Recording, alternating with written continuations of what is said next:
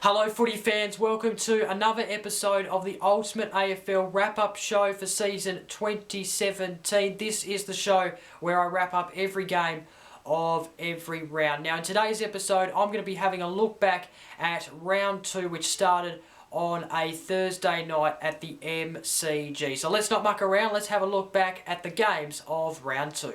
So as mentioned, round 2 started on Thursday night at the MCG between Richmond and Collingwood. Two teams who had different results in the opening round. Richmond, of course, winning their first game against Carlton, and of course Collingwood going down to the Western Bulldogs by 14 points in what was an okay display by them on a Friday night in round 1. Richmond, it's fair to say they were looking to come out and make a statement in this game. I know they won in round 1, but it was only to Carlton, and we know that last year they won against Carlton and then came out in round 2 and lost by a point against Collingwood. So they were looking to make a little bit of a statement. Of course, they are trying to, make people believe that they are actually top 8 worthy this year. Well, for Collingwood, wasteful chances against the Western Bulldogs. Of course, they won this game in round 2 last year by a point.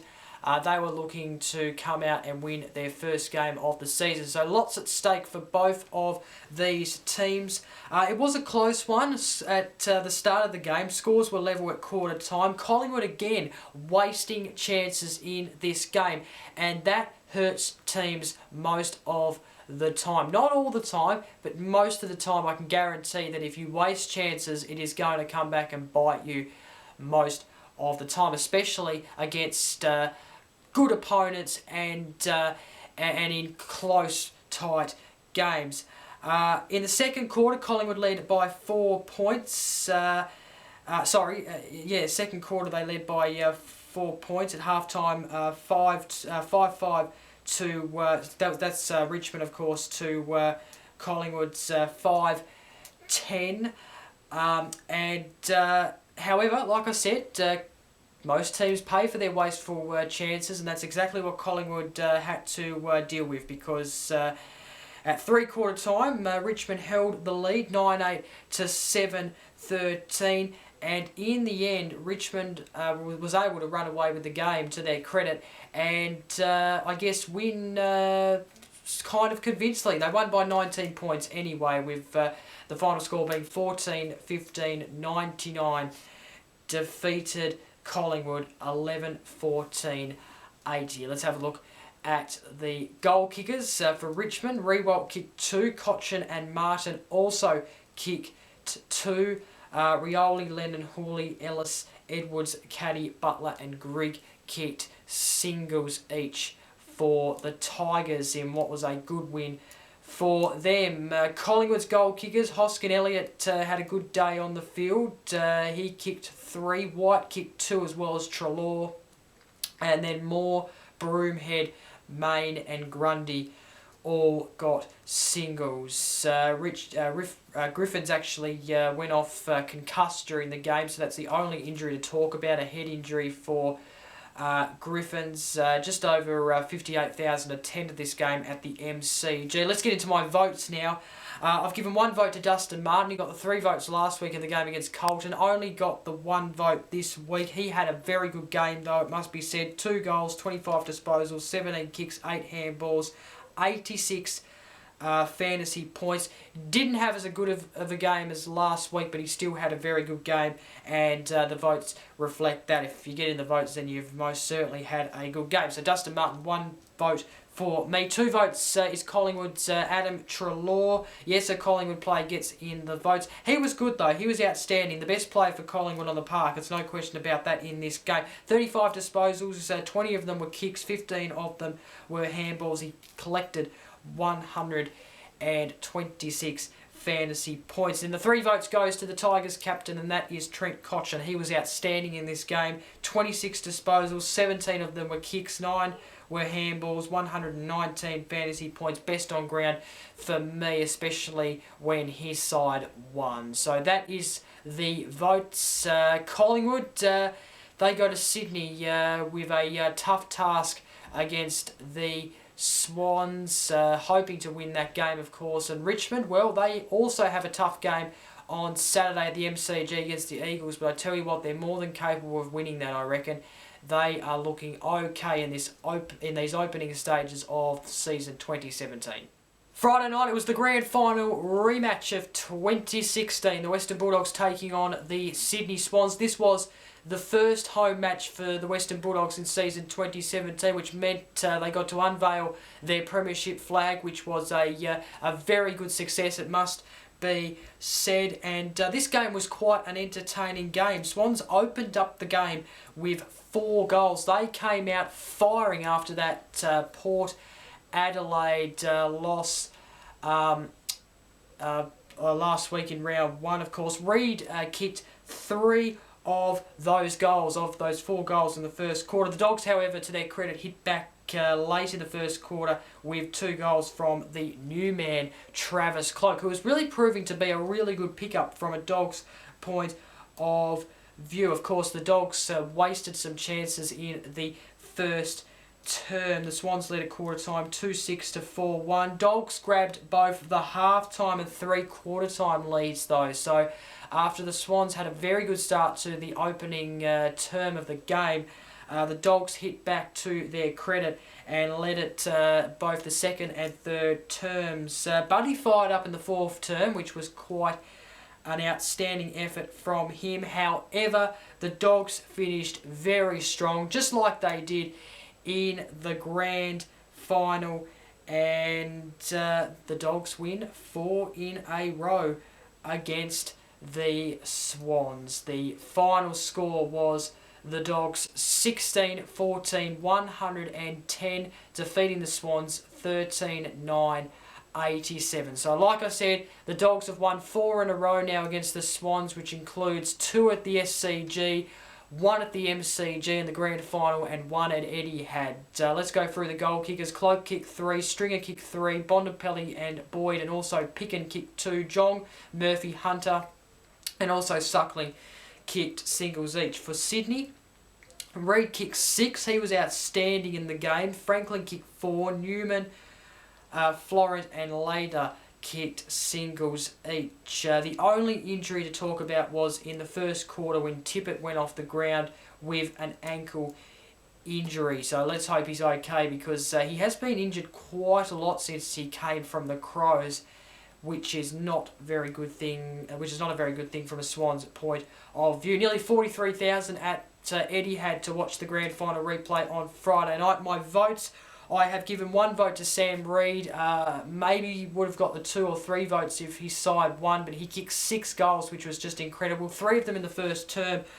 He played a massive game, it's no doubt about that. 2 votes went to Lin Jong. He was outstanding in this game. He was everywhere during the game. 23 disposals, 8 kicks, 15 handballs, 114 fantasy points. Like I said, he was everywhere during the game. And the 3 votes went to the rising star. Some predict he is going to win the Brownlow in 2017. Well, he probably didn't get the 3 votes last week, but he gets the 3 votes this week, I reckon, from the umpires. He gets the 3 votes from me anyway, and that is Marcus Bontempelli. 30 disposals, 17 kicks, 13 handballs, 126 fantasy points. He did have a quiet week, as I mentioned last week, but definitely not this week. He had a very, very huge bounce back.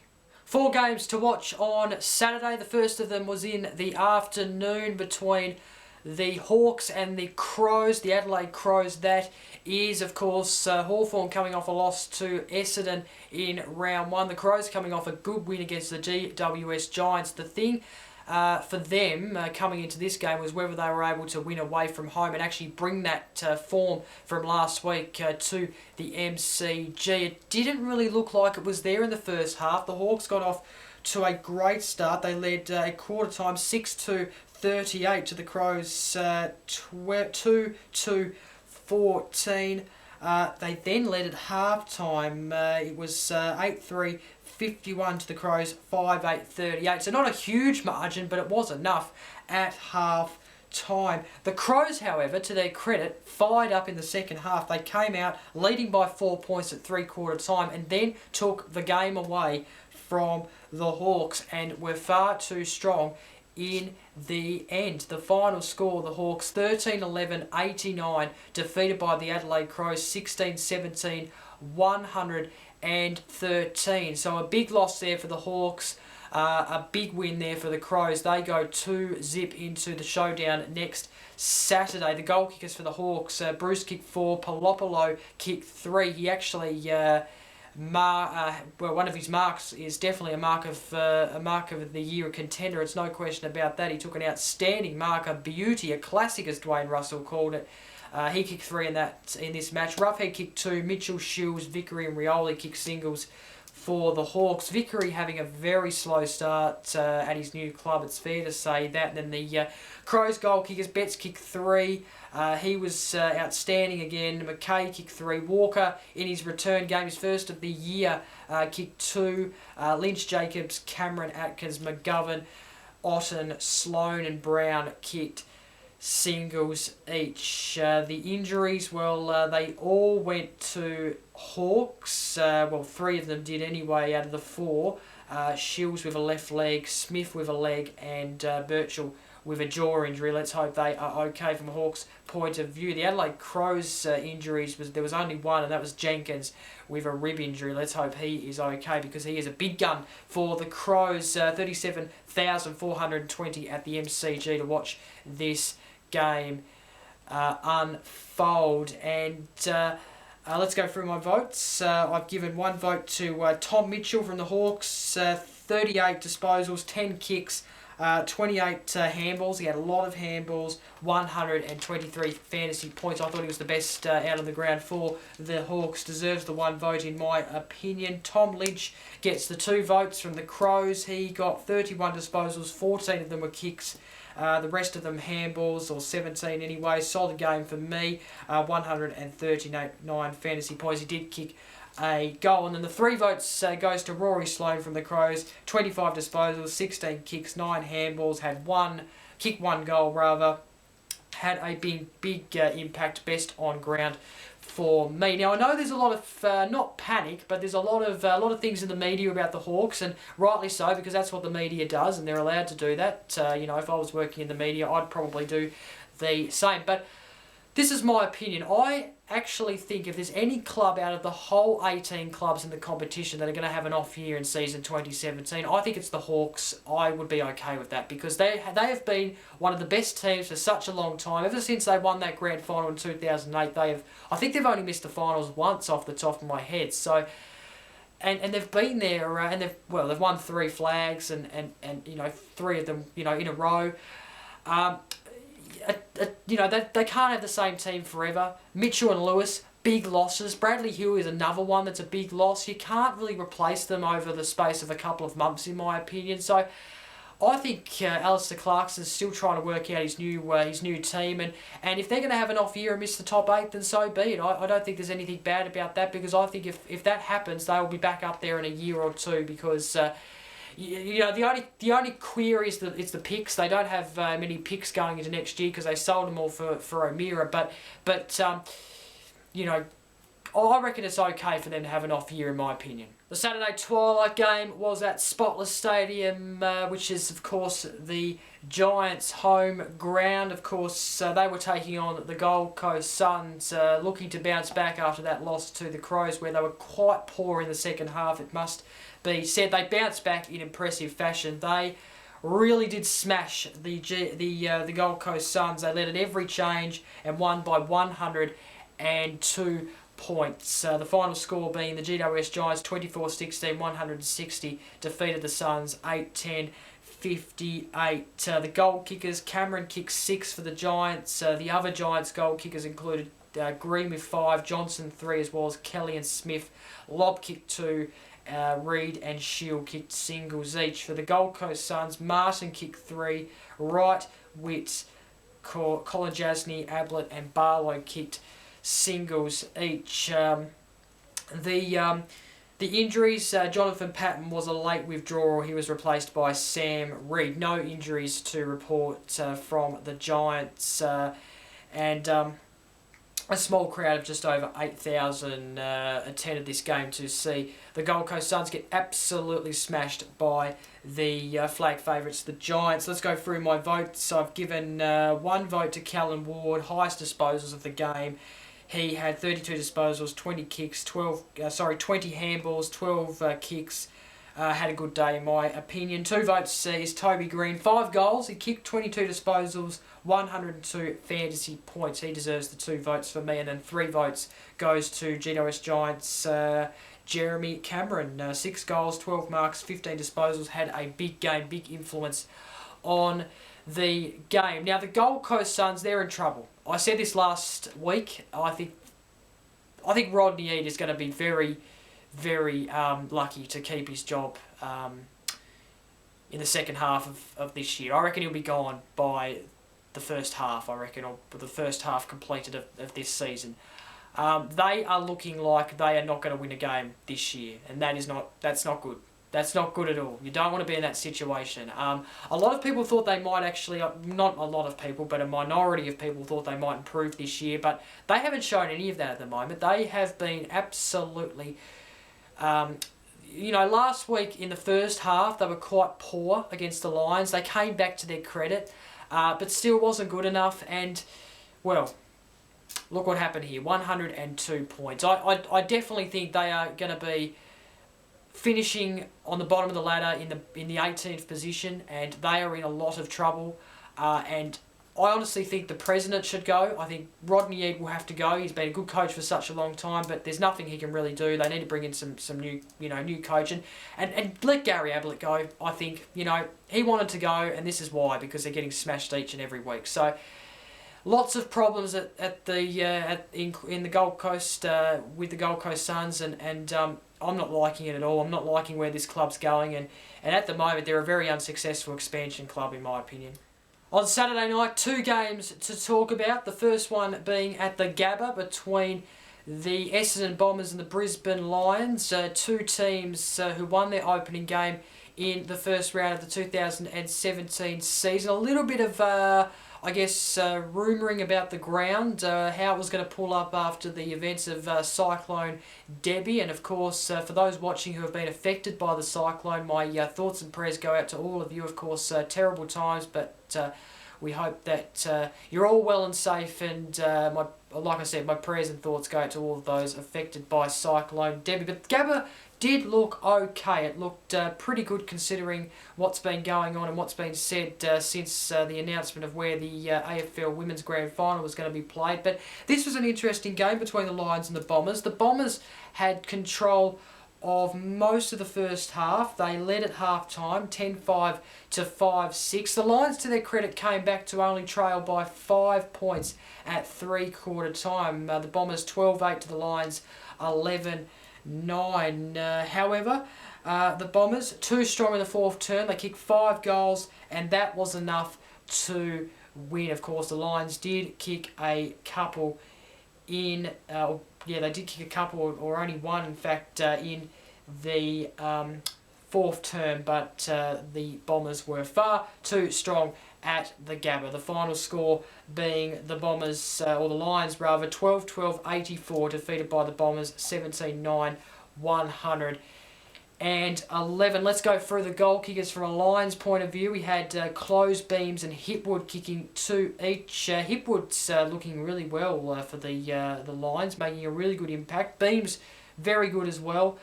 Rich, Robertson, Taylor, Andrews, Lester and Zorko kicked singles for the Lions. And then the Essendon goal kickers, Fantasia kicked 5. He was outstanding. Danaher kicked 3. Hooker and Zaharakis kicked 2 each. And then Collier, Merritt, Goddard, Langford, McDonald, Tip and Woody kicked singles each for the Bombers. No injuries, which is good to see.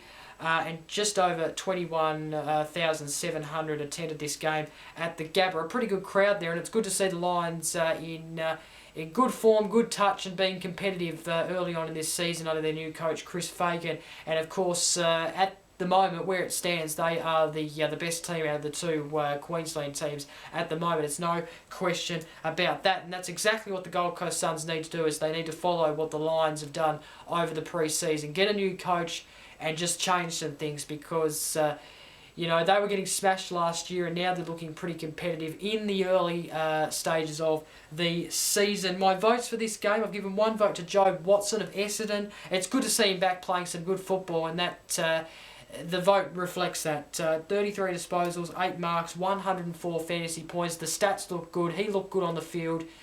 He was outstanding. He gets the one vote for me. 2 votes went to Dane Beams of the Brisbane Lions. 33 disposals, 2 goals, 113 fantasy points. The best on ground for me from a Lions perspective. And then the 3 votes goes to a young chap in the name of Zach Merritt from the Bombers. He has been very impressive in the first 2 games. 32 disposals, 9 marks, 1 goal, 140 fantasy points, most kicks of the game with 24. He has been getting a lot of the ball in the opening 2 games. He is looking like being one of the best players for Essendon this year. So he gets the 3 votes for me in this game. The final game of Saturday was at Domain Stadium in Perth, and this was between the Eagles and the Saints. Very interesting game, this one. In fact, the St Kilda actually led at quarter time, 6-7 to 4-0. They came out firing in this game early, and they also led at half time by 9 points. Well, they were even in front at 3/4 time by a goal. So they really had taken it up to the Eagles in this game. It's no question about that, having all the minor change leads, all the leads at the minor changes. That's a better way of putting it. They did give it a shot to keep the lead. However, to the Eagles' credit, in the 4th term, they were able to take back the lead. And sadly, from a Saints point of view, because I think they deserved the win, to be honest, until what was a bit of a disappointing 4th quarter, the Saints lost and the Eagles won. The final score 18-8, 116, defeated St Kilda 13-19, 97. Credit to St Kilda, I guess, for 3 quarters, but you've got to be playing 4 quarters to win a match, and this result reflects just that. The goal kickers from the Eagles, Kennedy kicked 4, Hill kicked 3, Shuey, Darling and Maston kicked 2 each. Cripps, Lacroix, Giles, also Prentice and Vardy kicked singles each for the Eagles. And then the Saints goal kickers, McCartan kicked 2, as well as Loney, Bruce and Weller, Membry, Greasham, Montagna, Aikes, and also Dunstan kicked singles each for the Saints. Jack Stephen went to hospital with a punctured lung, and I believe he is still in the Perth hospital right now, and not sure when he'll be able to fly back to Melbourne, but I think it's going to be very soon. So that's not good from a Jack Stephen point of view and a Saints point of view. It's very, very painful there, a punctured lung. I'm just guessing. I've never actually experienced one, but I reckon it would be so painful. The official crowd for this was just over 37,700 at Domain Stadium in Perth. They love their footy over there in the Western Australian states. So let's have a look at my votes now for this game. I've given 1 vote to St Kilda's Dylan Robertson. He had 26 disposals, 20 kicks, 6 handballs, 8 marks, 112 fantasy points. He was probably the best on ground for the Saints. I've given 2 votes to Andrew Gaff from the Eagles. 36 disposals, 23 kicks. He had a lot of handballs. He got 6 marks, 115 fantasy points. He deserves the 2 votes for me. And then the 3 votes, Luke Shuey. He got 2 goals, 30 disposals, 13 kicks, 17 handballs, 4 marks, 114 fantasy points. Best on ground for sure, in my opinion. Sunday there were 3 games. It started at Etihad Stadium between the Scott brothers, Geelong and North Melbourne. And I tell you what, this was a good game of footy. North looked to be in control of the game, for most of the game actually, leading at quarter time, 6-2 to 2-1, half time by a goal, and 16-8 to the Cats, 12-7 at 3/4 time. So they had the lead at every minor change, However, the fourth quarter was where it really got interesting. Scores were level at one stage. So the Cats came back, levelled the score line, and the Cats kicked a point, and Eddie Maguire at the time called it as a very important point, and it proved that way because the Kangas kicked a goal to put themselves in front. The Cats then had the last score by kicking a goal and winning by a point. It was an absolute sensational game, and what made it so sensational was it was high scoring, it was close, it was exciting. It was a fantastic game of football. The final score, Geelong 17-10, 112, defeated North Melbourne by a point, 17-9, 111. They both teams had the same amount of goals, just 1 point more in the behind counts. Let's have a look at the goal kickers. Hawkins kicked 4 as well as Menzel.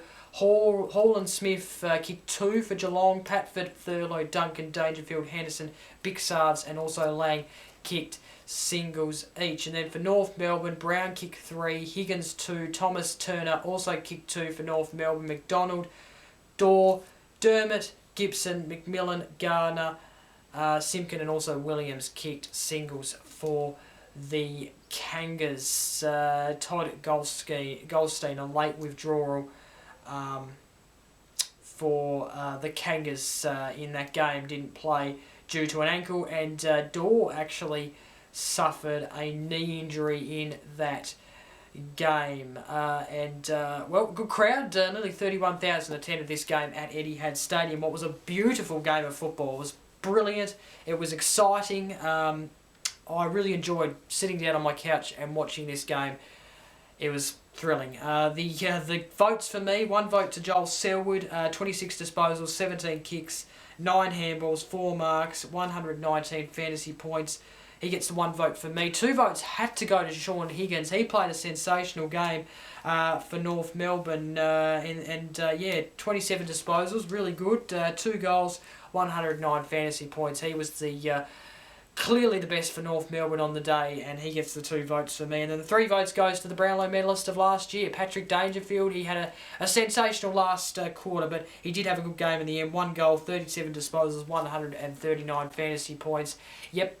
He's got the 3 votes for me, and I think he got the 3 votes last week from me, didn't he? So, he'll be on 6 votes on the best and fairest for this show on the leaderboard. So, he's having a very good start to this year. The mid-Sunday afternoon game was between Melbourne and Carlton, this game at the MCG.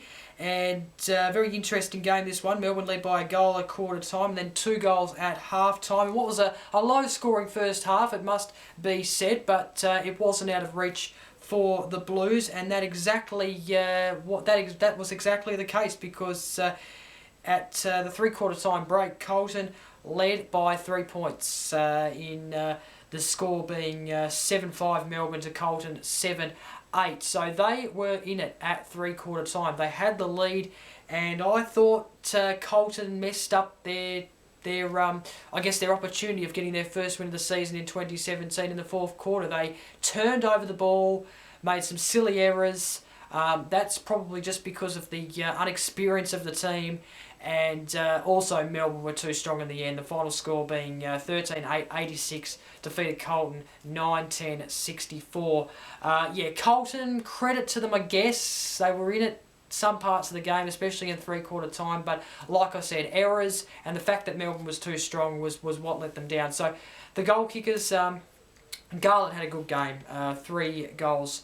He got Watts kicked 2, Wiedemann also kicked 2, Jones also kicking 2, and then Salem, Gorn, Petrarca and Tyson kicked singles each. And then the goal kickers for Carlton, Wright kicked 3, Casbolt, Kerno, Murphy, Armfield, Petrusky, Seton, who kicked his first goal of his AFL career, and Pickett all kicked singles. The injuries, Brayshaw suffered a cut eye, Thomas with a right knee, who actually took a spectacular mark in this game, taking us back to the old days when he was playing at Collingwood. Savani went off with a cork thigh during the game and an ankle, but he did come back on at a stage in the game. Let's hope he is okay. 46 46,000, yeah, 46,727 attended this game at the G. My votes, I've given 1 vote to Mark Murphy from Colton. He was outstanding. He did get in the votes last week, so he gets in the votes again this week.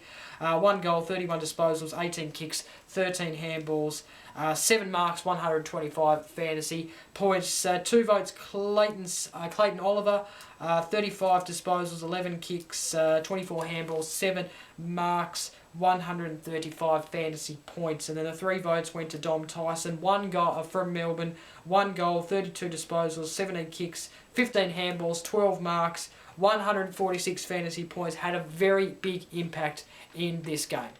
And then the final game of the Sunday was not the best of games, to be honest, although it was good from a Port Adelaide point of view because they absolutely smashed Fremantle. They were far too strong in this game. They won, the final score being 22-13, 145, defeating Fremantle 8-8-56 at the Adelaide Oval. The goal kickers for Port Adelaide, Gray kicked 6, Dixon kicked 4, Edie Wingard, Wines kicked 2 each, both Impey Young, Power Pepper, Pollock, and also S. Gray kicked singles in this game. And then the goal kickers for the Dockers, D. Pearce, Griffin, Neal, Weller, Fife, Mundy, Kirsten, and B. Hill kicked singles. No multiple goal kicker there for the Dockers. Harlett was withdrawn from the selected side. He had an illness. And Pollock with a possible foot injury, and no injuries to report for Fremantle. The votes for this game, they're all Port Adelaide players. Brad Ebert is my 1 vote, 28 disposals, 106 fantasy points. He was pretty impressive in this game. Ollie Wines gets 2 votes. He actually got the 3 votes last week in the game against the Swans. He gets 2 votes, 2 goals, 31 disposals, 115 fantasy points. And then the 3 votes goes to Robbie Gray, 6 goals, 30 disposals, 138 fantasy points. I tell you what, I am so looking forward to the showdown next week. The Adelaide Crows v Port Adelaide. I think it's the first time they have met being undefeated in the early stages of the season. It's going to be an epic at Adelaide Oval. I don't know who to tip at the moment. I'm kind of leaning towards the Crows in the early stages, but I guess you'll have to watch the Ultimate AFL preview show to find out my exact tip. But I tell you what, it is going to be a ripping match. Adelaide Oval, Saturday night next week. The showdown, Port Adelaide and Adelaide Crows. It's going to be an epic. I cannot wait. Both teams in very, very good form. And in terms of Fremantle, it's only round 2, but I'm making a bold statement now that they will probably finish bottom 2. They are crap. The footy they're playing, they sort of showed some signs against Geelong last week, and maybe they might be a little bit of a threat at home, but to go away from home and get smashed like this at Adelaide Oval, and it's pathetic. It really is. And I'm not, Ross Lyon's a good coach, but, it's just, they're not playing right at the moment. So, yeah, no, look, I can't see them finishing up the top 8 like some people have tipped. I can only see them finishing the bottom 2 at this stage. It's only early on.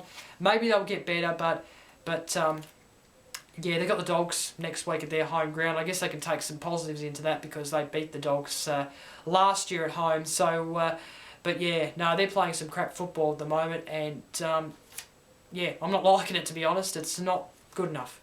Okay, so to finish off our round 2 review, let's have a look at the stats leaders after round 2 in the stats wrap-up. I'll start with the leading disposals. Tom Mitchell, even though the Hawks are losing at the moment, he is on top of the disposals with 75. Gaff is the next best at 72 in second, and then Clayton Oliver there in third with 71 disposals. Zach Merritt from Essendon, 69, and then fifth is Adam Treloar, 68 disposals. The goals, Josh Kennedy from the Eagles, no surprise there, 11 goals. Jeremy Cameron second with 10. Equal third is Fantasia and Reid on 9, and then Lance Franklin is fifth on 8 goals. We then have the leading marks, Elliot Yeo, who did take a beautiful mark on the weekend against St Kilda. is leading with 23 marks. Tom McDonald second with 22. Third is Jeremy McGovern from the West Coast Eagles with 21. Will Hoskin-Elliott is on 20 marks on fourth, and then Andrew Gaff from the Eagles fifth with 19 marks. Finally, the tackles. Tom Liberatore featured in the tackles last year, is there again this year on the leaderboard, leading with 30 tackles. Lin Jong, his teammate there from the Western Bulldogs, 21 tackles. Third, Taylor Adams on 19, level with Rory Sloane, and then Josh Kennedy in fifth on 17 tackles. So that is the stats wrap up after round 2. And finally, let's have a look at the AFL ladder after round 2. And I just spoke about how epic the showdown is going to be. Well, it's actually going to be first v second, with Port Adelaide on first and the Adelaide Crows on second. Which team will be undefeated after round 3, I'm not quite sure, but it is going to be an absolute thriller. Looking forward to the showdown next Saturday night. If you're a Tiger fan, you'll love where they're sitting at the moment, third on the ladder. And if you're a Melbourne fan, you'll love that Melbourne is undefeated after 2 games. They are sitting on 4th place. The West Coast Eagles in 5th. Essendon is on 6th. Good to see them in the top 8, of course. Geelong in 7th place, and then the Western Bulldogs rounding out the undefeated sides on 8th place. The GWS Giants getting their first win of season 2017, defeating the Gold Coast Suns by 102 points. They sit on 9th. The Brisbane Lions, of course, won last week against the Suns, but lost to Essendon in round 2. They're sitting in 10th. And then Collingwood is the best out of the winless sides. They're sitting on 11th. North Melbourne 12th. St Kilda 13th. Hawthorn is 14th. The Sydney Swans 15th. Carlton 16th. And 17th you have the Gold Coast Suns, and 18th is Fremantle. I reckon that will be the bottom 2 in my opinion, except the Gold Coast Suns will probably take the wooden spoon and Fremantle will take 17th. That's just a little bit of a early season prediction, I reckon, that the Gold Coast Suns will finish 18th and Fremantle will finish 17th. That's your bottom 2. I reckon you can almost guarantee that at this stage of the season. So that is the ladder after round 2. The 2017 season hasn't disappointed yet. It's truly exciting with a lot of close games in round 2. And that concludes this episode of the Ultimate AFL Wrap-Up Show for season 2017. Thank you very much for clicking on and watching. I hope you enjoyed this episode and got something out of it. Of course, don't forget to like, comment and share this video if you enjoyed it, and subscribe. Of course, I also do the Ultimate AFL Preview Show where I preview every game, give you my tips, and also give you some little statistics about the 2 sides. So do check out an episode of that show every week. Looking forward to previewing round 3 this week. It is set to be another cracking round, and of course don't forget to check out all my other content as well. So that is it. Thank you very much for joining me. Bye for now.